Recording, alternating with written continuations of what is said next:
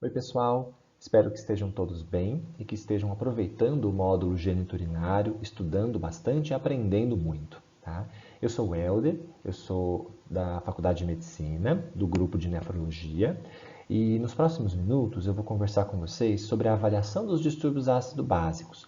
Vocês já tiveram uma aula com a professora Patrícia sobre a homeostase ácido-básica e a ideia agora é a gente tentar usar esses conceitos que vocês adquiriram na aula e aplicá-los na prática clínica. Então eu vou apresentar para vocês um caso clínico, o paciente AM, de 56 anos, do sexo masculino, que tem um diagnóstico de cirrose hepática por vírus da hepatite C.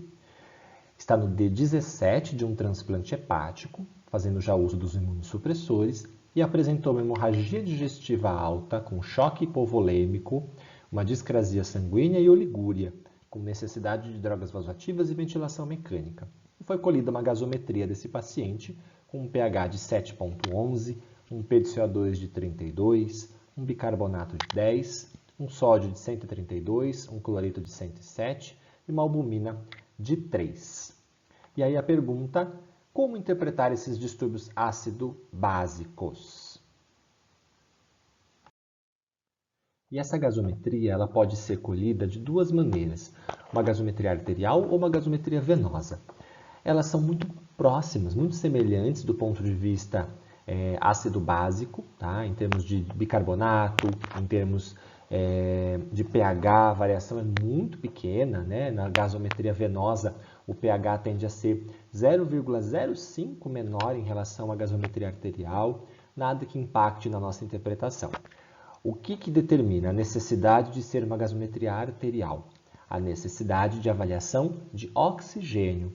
Então, se eu vou colher para ajustar um paciente em ventilação mecânica, por exemplo, ou fazer algum cálculo que envolva oxigênio, tem que ser arterial. Até a análise do CO2, né, da pressão parcial de CO2, eu posso estimar pela gasometria venosa. Só lembrando que na gasometria venosa, esse PdCO2 ele tende a ser 15% maior em comparação com a gasometria arterial.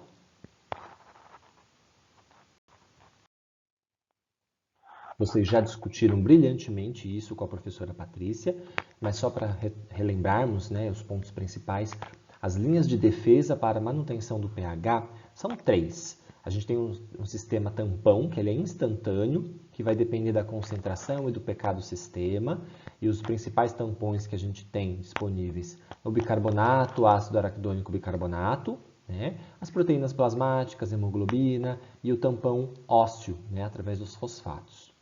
A gente tem o sistema respiratório, que é um sistema que começa, né, que entra em ação em minutos e basicamente envolve, né, o funcionamento pulmonar com uma dinâmica de hiper ou hipoventilação, a depender de qual é o distúrbio inicial. E nós temos o sistema renal, o sistema envolvido, né, com uma proteção mais duradoura, mas que também demora um pouco mais para entrar em ação, tá? Através de reabsorção de bicarbonato, secreção de hidrogênio e a fabricação, a produção de urina ácida. Então, todo o produto do nosso metabolismo, todos os ácidos voláteis que são gerados, eles vão ser eliminados através dos pulmões, da ventilação, e os ácidos não voláteis vão ser eliminados através dos rins. E um dos recursos utilizados pelo nosso néfron, né, ou seja, para essa homeostase e o papel renal, né, nesse equilíbrio ácido-básico, envolve a reabsorção do bicarbonato ao longo do néfron, ou seja, a nossa eliminação de bicarbonato ela é próxima de zero, muito baixinha, justamente para que possamos reabsorver, regenerar todo esse bicarbonato que vai ser utilizado, vai sendo consumido como sistema tampão, tá? Então, o nosso túbulo proximal ele vai reabsorver por volta, tá, de 80%, depois em torno de 15% na alça de Henle e os demais, né, o restante, nas porções mais distais do nosso néfron. Então, esse bicarbonato que foi filtrado, ele vai sofrer ação, vai se juntar com o H+, que está sendo secretado aqui no túbulo proximal, formando o H2CO3. Esse H2CO3, sob a ação da anidrase carbônica do tipo 4, se dissocia em CO2 mais água, e esse CO2 mais água conseguem adentrar na célula, sob a ação de uma outra anidrase carbônica do tipo 2, voltando ao seu estado de H+, mais bicarbonato. Esse H+, vai ser novamente secretado e o bicarbonato vai ser, então, reabsorvido aqui para a região intersticial, os capilares peritubulares. Esse processo também vai acontecer na alça de Henle, mas uma porcentagem muito menor, tá? Mas sob o mesmo mecanismo muito semelhante, sendo o H+ secretado na luz tubular, esse H+ se ligando com o bicarbonato formando o H2CO3, de novo dissociando em H2O mais CO2, que adentram na célula e vão regenerar bicarbonato. E isso também vai acontecer no distal, tá? Da mesma maneira. Trocam os transportadores, mas de uma maneira geral o mecanismo é muito semelhante. A ideia principal é fazer essa regeneração de bicarbonato e devolver o bicarbonato para o capilar peritubular, para o espaço intersticial. Outra função importante que o rim vai desempenhar é a produção de amônia lá no túbulo proximal, o processo de amoniagênese, tá? E essa amônia ela será importante nos processos de acidificação urinária, de secreção tubular de hidrogênio, nas porções do coletor, nas porções mais distais do nosso néfron. E a importância dessa amônia nesse processo, né, de eliminação, de se juntar com o H+, formando amônio, e esse amônio se ligando, né, com outras substâncias aniônicas. Qual que é a importância disso, né? É que nós temos um potencial limitado de eliminação de ácidos titráveis, né? E a amônia não. A amônia depende muito do contexto de acidose. Dependendo do acúmulo de ácidos orgânicos, eu aumento a minha produção de amônia lá no túbulo proximal e, consequentemente, eu aumento a minha capacidade de eliminar ácidos através desse mecanismo. E todo esse processo de homeostase ácido-básica pode ser avaliado através da gasometria. Existem 3 ferramentas de análise de uma gasometria, tá? Que seria o método fisiológico, o método através do Base Excess e o método físico-químico. Tá? O mais conhecido, o mais estudado, né, o mais falado é o método fisiológico, que é o que nós vamos abordar. Ele avalia a variação, né, da concentração do bicarbonato, a medida do pH e da pressão parcial de CO2. Essa abordagem fisiológica é bastante conhecida, né, como modelo HH, modelo de Henderson-Hasselbalch, tá? Que vai levar em consideração o pH de acordo com as concentrações de bicarbonato e da pressão parcial de CO2. Em relação à escolha de qual o método de análise de gasometria, dentre esses 3, né, a literatura coloca para a gente, né, que a abordagem fisiológica, que é esse modelo de Henderson-Hasselbalch, é o modelo mais simples, mais rigoroso e o mais disponível para a avaliação desses distúrbios ácido-básicos, então é o modelo mais estudado. E esse modelo divide a interpretação da gasometria em alguns passos, algumas regras, tá? Então, a primeira coisa que temos que avaliar de uma gasometria é o pH. Esse pH, a faixa de normalidade vai de 7,35 até 7,45, tá? Essa seria a faixa de normalidade. Mas quando a gente vai fazer uma análise desses dados, desses resultados, a gente tem que lembrar que estamos utilizando dados matemáticos, números, tá? Quantificação, para explicar fenômenos biológicos, tá? Acontecendo num organismo com várias variáveis. Então, a gente precisa sempre trabalhar com valores médios, tá? Então, aqui, a gente vai sempre analisar de acordo com o valor intermediário. 7,40. Abaixo de 7,40, eu vou já dizer que o paciente está tendendo a uma acidemia. Abaixo de 7,35, ele está com uma acidemia. Tudo bem? Acima do 7,40, ele já está tendendo a alcalemia, ou seja, um pH sanguíneo mais alcalino. tudo bem? Acima de 7,45 eu já estou diante de uma alcalemia.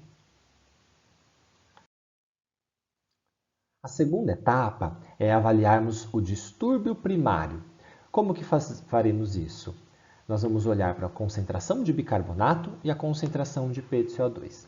Então, toda vez que eu tiver uma alteração primária no bicarbonato, eu estou diante de distúrbios metabólicos. Se eu tiver com alterações na pressão parcial de CO2, eu estou diante de distúrbios respiratórios. Então, por exemplo, se eu tiver um bicarbonato baixo, eu chamo isso de uma acidose metabólica.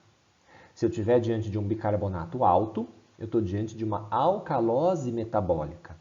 Por outro lado, se eu estiver diante de um aumento na pressão parcial de CO2, eu estou diante de uma acidose respiratória. E se eu estou diante de um PCO2 baixo, eu estou diante de uma alcalose respiratória, tá bom? Nós vamos entender um pouquinho essas faixas. Qual que é o normal?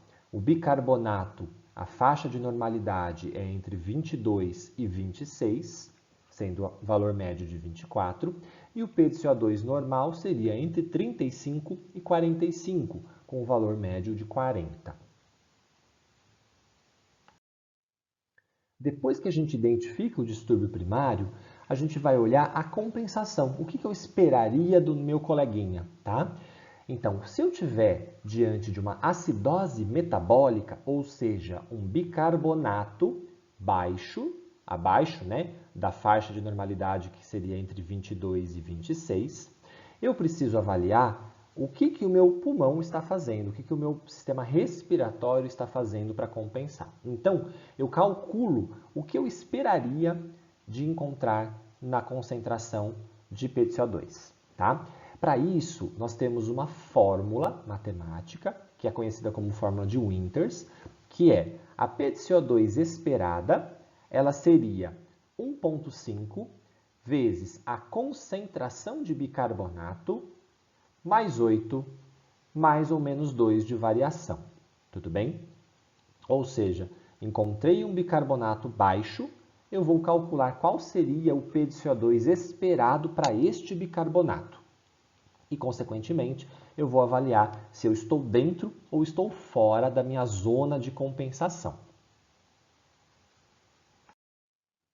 Por outro lado, se eu estiver diante de uma alcalose metabólica, ou seja, um bicarbonato maior do que a minha faixa de normalidade, entre 22 e 26, eu preciso calcular o meu PCO2 esperado novamente, mas aí é uma outra formulinha que eu vou utilizar, que seria esperado um aumento de 0,5 milímetros de mercúrio na PCO2 para cada 1 milimol de aumento de bicarbonato, tá?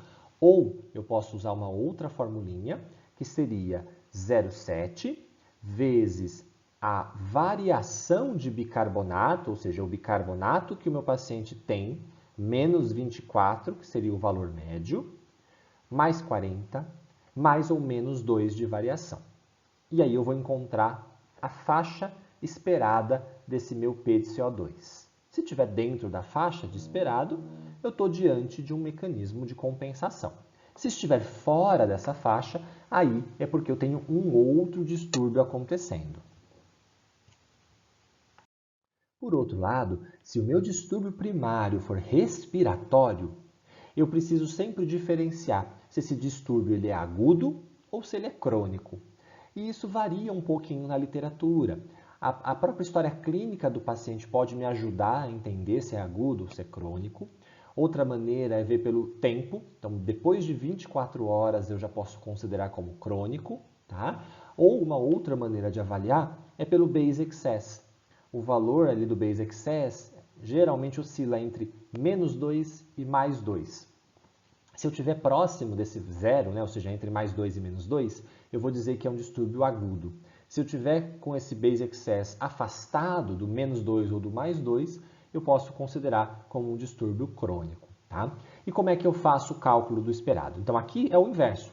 Se eu tenho um distúrbio respiratório inicial, eu espero uma compensação metabólica. Lembra que Toda a parte metabólica é representada pelo bicarbonato. Então, eu vou calcular o meu bicarbonato esperado.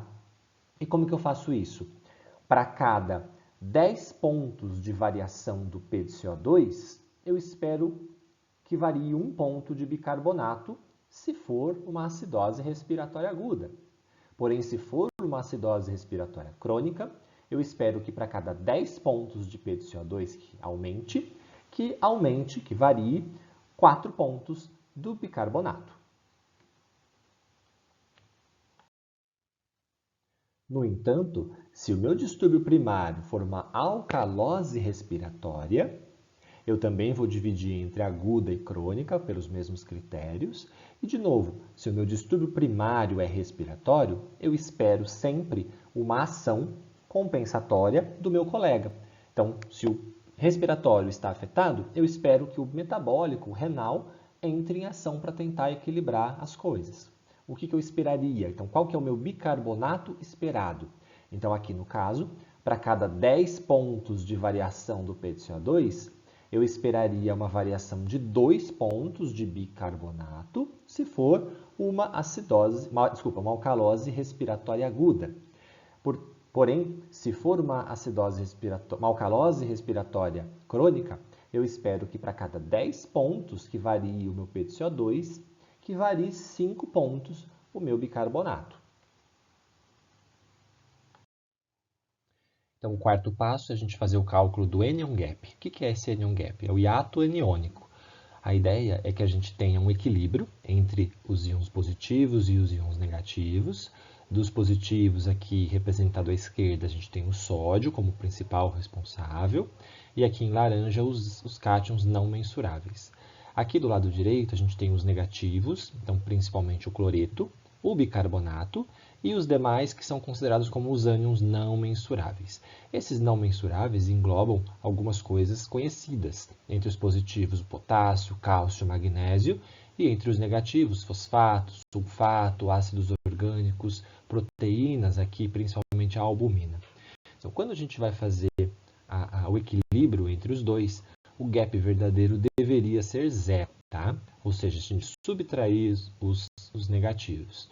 No entanto, se a gente eliminar essa parte aqui de cima, os laranjinhas e cinzas, que seriam aqui o mesmo valor numérico, nos sobraria esse retângulo aqui de baixo. Ou seja, o sódio menos o cloro menos o bicarbonato nos daria o resultado desse vermelho, que seria o hiato aniônico, ou anion gap. Tá? Então, o anion gap é calculado dessa maneira. O sódio menos a somatória do cloreto com o bicarbonato. O resultado esperado seria em torno de 12 milimols por litro, tá? Com uma variação de mais ou menos 4. Quando a gente faz essa análise, nós não podemos esquecer de fazer a correção para a albumina do nosso paciente. Então, a albumina ela vai ser quantificada e a correção vai ser realizada com essa fórmula. Eu vou pegar o anion gap calculado, que nós acabamos de calcular com a fórmula, e vamos somar esse fator de correção. O fator de correção vai ser 2,5 vezes a variação da albumina, 4 menos a albumina dosada. Ok? E os resultados eles são bem diversos na literatura, mas o valor mais aceito e mais difundido é de 12 milimoles por litro. Qual que é a importância desse cálculo do anion gap, ou do hiato aniônico? É a gente diferenciar os dois tipos de acidose. Uma acidose metabólica com anion gap aumentado, ou seja, um anion gap maior do que 12, que também é chamada de acidose metabólica normoclorêmica, porque as principais causas dessa acidose, elas são cetoacidose diabética e acidose lática, tá? São os dois principais representantes. E o que isso significa? Do ponto de vista fisiopatológico, uma acidose metabólica de anion gap aumentado, ou normoclorêmica, é uma acidose que acontece por acúmulo de ácidos. E uma maneira prática da gente pensar nas possibilidades, ou seja, nas causas de acidose metabólica com anion gap aumentado, uma vez que a gente tem um anion gap maior que 12, a primeira coisa que a gente vai avaliar é o lactato desse indivíduo. Se eu tiver um lactato aumentado, isso é uma acidose lática, acúmulo de ácido lático. Se eu não tenho o lactato aumentado, eu tenho que avaliar a presença de cetonas, tanto cetonas no nível sérico quanto na urina, tá? Cetonemia ou cetonúria. Se eu tenho a presença de cetonas, os corpos cetônicos, eu estou diante de uma cetoacidose, com certeza, né, o principal representante é a cetoacidose diabética. Se eu não tenho a presença de cetonas, a próxima pergunta é se eu estou diante de um paciente com lesão renal. Se eu estiver diante de lesão renal, essa acidose ela é uma consequência da lesão renal aguda. Por outro lado, se eu estiver diante de uma acidose metabólica com um NO-GAP normal, ou seja, um NO-GAP calculado e corrigido menor do que 12, eu estou diante de um cenário de perdas de bicarbonato, perda de álcali. E as duas principais causas, né? Perdas gastrointestinais, como por exemplo diarreia, fístula pancreática, ou situações renais, como as tubulopatias, né? A acidose tubular renal. E aí o mecanismo fisiopatológico envolvido nessas acidoses metabólicas com NO-GAP normal e que também são chamadas de acidose metabólica hiperclorêmica é a perda de álcalis.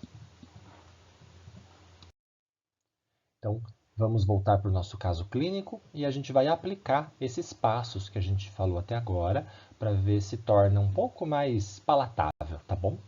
Então, lembrando, né, nosso paciente de 56 anos, masculino, com uma cirrose, que fez um transplante hepático e acabou tendo uma complicação de hemorragia digestiva alta, com choque associado, tá?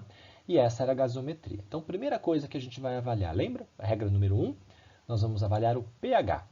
Então, o pH, nós vamos sempre cortar no 7,40. Aqui, como esse paciente tem um pH de 7,11, esse pH está abaixo de 7,40 e abaixo do 7,35, que seria o valor limítrofe ali, tá? Então, eu estou diante de um pH abaixo do valor de referência. Portanto, uma acidemia, ou seja, um pH ácido no sangue. Segundo passo, nós vamos olhar para o P de CO2 e para o bicarbonato e buscar qual é a explicação para este pH baixo. Então, se a gente olhar primeiramente para o P de CO2, a gente vai olhar que o P de CO2 é de 32. Lembra o valor de normalidade do P de CO2? Entre 35 e 45. Então, o P de CO2 do paciente estaria abaixo. O que é um P de CO2 baixo? Se o P de CO2 estiver baixo, eu estaria diante de uma alcalose respiratória. Mas lembrando, alcalose respiratória, se esse fosse o meu distúrbio primário, eu esperaria um pH alcalino, uma alcalemia, e não é o caso, eu estou diante de uma acidemia. Então, o meu P de CO2 não está explicando o meu distúrbio primário.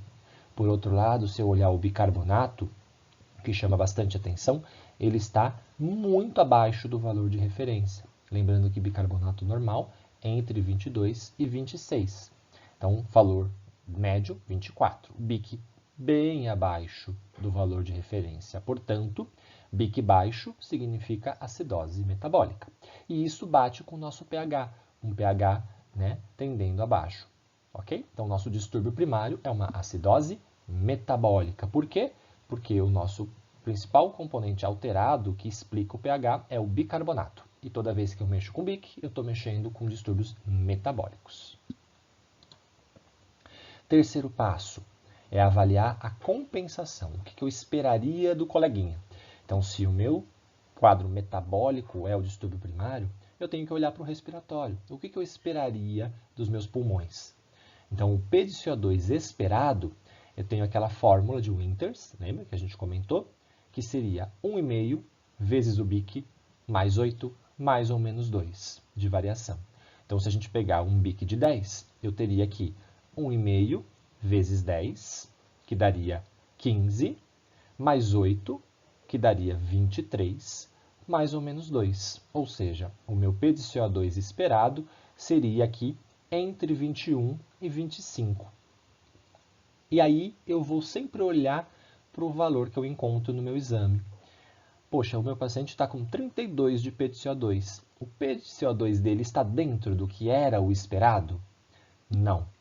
Então, se não está dentro do esperado, Não é porque é compensação. A compensação seria estar dentro do esperado. Esse paciente está com um P de CO2 maior do que o esperado. E aí o que significa um P de CO2 maior? Lembra? P de CO2 aumentado significa acidose respiratória, ok? Então eu tenho um segundo distúrbio nesse paciente, porque o meu P de CO2 está diferente do que eu esperaria em termos de compensação, em termos de fisiologia. Próximo passo, vamos calcular o nosso anion gap. Então o nosso anion gap vai ser, lembra? Sódio menos a somatória do bicarbonato com o cloreto. Então eu vou pegar o anion gap vai ser igual ao sódio, 132, menos o bicarbonato, 10, e o cloreto, 107. Então, a hora que a gente faz essa conta, 132 menos 117, a gente encontra aqui um anion gap de 15. Só esse anion gap já está aumentado, acima de 12. Mas a gente não pode esquecer que o correto e o recomendado é que a gente sempre corrija esse anion gap pelo valor de albumina. Então, a nossa albumina aqui é de 3. Como é que a gente faz a correção? Lembra? Eu vou somar o anion gap que eu calculei com o fator de correção. E o fator de correção vai ser 4 menos a albumina, então 4 menos 3, vezes 2,5, que é o fator de correção, e esse resultado está dando 17,5. Então, 17,5 está acima do 12. Portanto, a minha acidose metabólica é com anion gap aumentado. E isso significa o quê? Que um sinônimo para isso seria uma acidose metabólica normoclorêmica. Tudo bem? E aí uma coisa importante. Então, lembra daquele quadrinho do anion gap? Tirando aqui os cátions e ânions não mensuráveis, que a gente vai equiparar. Nós temos aqui de um lado os positivos, do outro lado os negativos, e aqui o anion gap. Então, olha que interessante. O que a gente viu? O nosso anion gap aumentou, certo? Foi para 17,5. E o nosso bicarbonato, ele diminuiu para 10. Só que, o que a gente esperaria? Para que as coisas ficassem aqui equilibradas, eu esperaria que o bicarbonato caísse de acordo com o que o anion gap aumentou. Lembra que quando a gente fala do sistema tampão, um dos grandes sistemas tampões é o bicarbonato. E o bicarbonato tampona ácidos, tudo bem? Então, se a gente lembrar que o anion gap aumentado é um acúmulo de ácidos, na fisiopatologia da acidose metabólica com anion gap aumentado, é um acúmulo de ácidos, eu esperaria consumir BIC para equilibrar. Então, eu esperaria que o BIC diminuísse na mesma proporção do que o anion gap aumentou.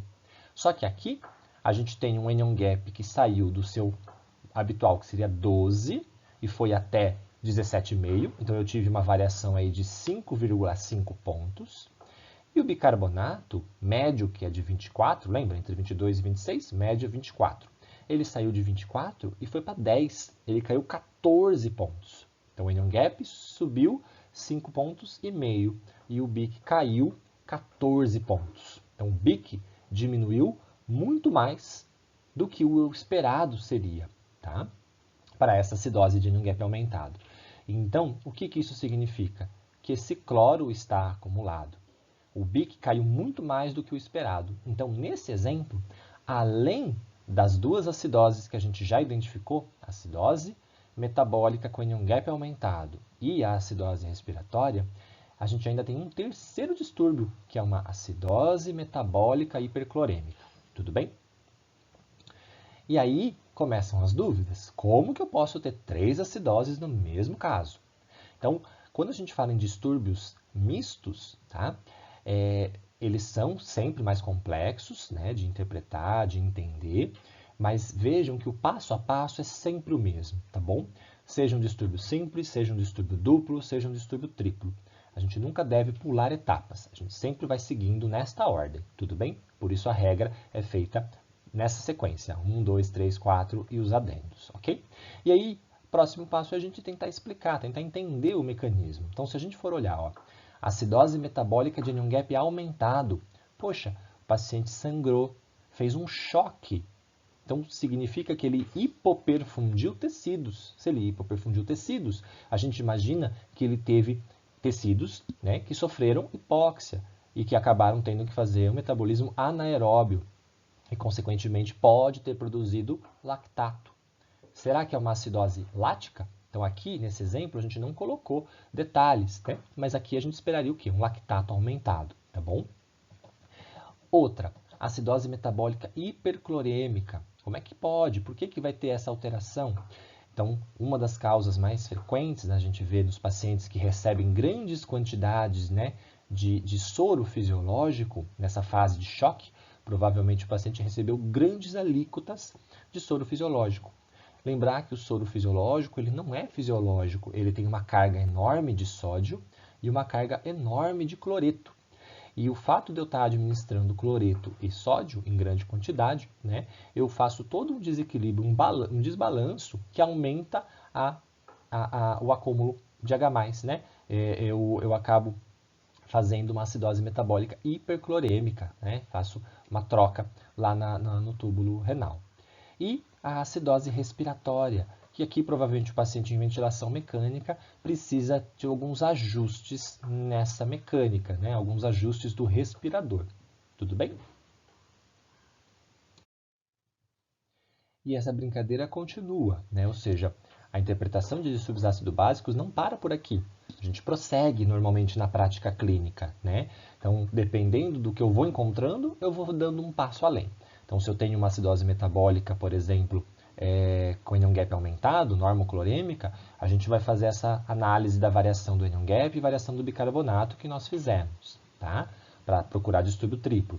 Se eu não encontro um fator etiológico, lembra que a gente viu, né, nas acidoses com anion gap aumentado, acúmulo de lactato, acúmulo de cetonas, né, alteração de função renal. Se eu não encontro uma etiologia, eu devo pensar, por exemplo, em intoxicações exógenas. Às vezes a administração, né, ou o consumo de substâncias com poder osmótico. Então, calcular o gap osmolar é uma alternativa para nos dar esse diagnóstico. Recentemente saiu na mídia, né, aquela intoxicação pela cerveja Belo Horizontina. O clássico dessa intoxicação era justamente fazer acidose metabólica de anion gap aumentado com gap osmolar aumentado, né? Porque era uma intoxicação por álcool, né? Por um tipo de álcool exógeno, uma intoxicação exógena com uma substância com poder osmótico, tá bom? Se eu tenho uma acidose com anion gap normal, hiperclorêmica, eu vou para gap urinário. Eu vou avaliar aí eletrólitos urinários para calcular esse anion gap na urina. E aí tentar estimar o quanto de amônia eu estou eliminando na minha urina. Se eu tenho alcalose metabólica, eu vou dosar o cloro na urina. Eu vou tentar avaliar o quanto eu estou trocando lá no meu túbulo, se o meu rim está ou não fazendo o papel dele. Tá? E se eu tenho distúrbios respiratórios, eu vou para um gradiente alvéolo arterial, para tentar identificar se eu tenho acometimento de estrutura, né, acometimento intrínseco ou não, tá, desse parênquima pulmonar. Mas aqui são detalhes, né, são coisas que a gente aprofunda na prática clínica, mas que acaba indo já com um pouco mais de robustez, ok? Então, o mais importante é que vocês entendam e comecem, né, a se apropriar desses primeiros passos da interpretação do distúrbio ácido básico. E aí, o recomendado é que a etapa final da análise gasométrica seja a gente determinar as causas, pensar nas etiologias, igual a gente fez no nosso exemplo. Então, quando a gente está interpretando a gasometria, é muito comum a gente já querer tentar entender e explicar os mecanismos. Não, o ideal é que a gente primeiro faça todos os passos, sem pular nenhum, e aí no final, que a gente já identificou todos os distúrbios, a gente aplicar, a gente trazer esses resultados, essas alterações encontradas para a clínica e tentar identificar quais são os fatores envolvidos, as etiologias envolvidas, para poder pensar nas terapêuticas, nas propostas de tratamento. Bom, pessoal, era isso que eu queria compartilhar com vocês. Espero que tenha sido proveitoso. A ideia agora é que vocês, munidos desse material, junto com toda a parte teórica, né, abordada brilhantemente aí pela professora Patrícia, que vocês consigam, né, tentar trazer um pouquinho, né, para a clínica os conceitos ácido-básicos, o que a gente faz com isso, como que a gente interpreta. É claro que é tudo muito novo, é muita informação. A ideia é que, né, vocês comecem a entender, comecem a visualizar essa aplicabilidade, tá bom? E qualquer dúvida que vocês tenham, deixo aqui meu contato e fico totalmente à disposição, tá bom? Um abraço, pessoal. Bons estudos e boa conclusão de atividades no módulo.